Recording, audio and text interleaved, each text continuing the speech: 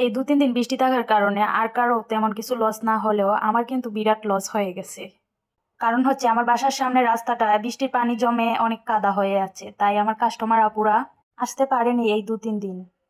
তবে আলহামদুলিল্লাহ এটা নিয়ে কোনো আফসোস নেই আমার। কারণ হচ্ছে আজকে রোদ উঠেছে আর সকাল থেকেই আমার কাস্টমারের লাইন লেগে গেছে আলহামদুলিল্লাহ। আর এখন বাজে মাত্র দিনের ১২টা, ইতিমধ্যে আমার ৫ জন কাস্টমার চলে আসছে।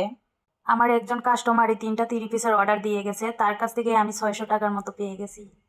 সেই খুশিতে আমিও তাড়াহুড়ো করে মেশিনে বসে গেছিলাম, একটার মধ্যে আজকে ৩টা ৩০ পিস বানিয়ে নিলাম। আসলে কি অর্ডারের কাজ জমা রেখে বসে থাকতে আমার একদম ভালো লাগে না। আমার মনে হয় কাস্টমারের অর্ডার যত তাড়াতাড়ি আমি দিয়ে দিতে পারবো ততই আমার ভালো।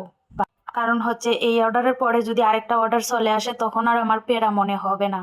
তাই আমি সবসময় চেষ্টা করি কাস্টমারের অর্ডারগুলো খুব তাড়াতাড়ি দিয়ে দেওয়ার। কিছু কিছু টেইলার আপুরা এই ভুলটা অনেক সময়ই করে থাকেন যে ১ পিস ৩০ পিসের অর্ডার আসলে বা ২ পিস ৩০ পিসের অর্ডার আসলে মনে করেন যে ১ দিন পরে বা ২ দিন পরে বানিয়ে দিবনে।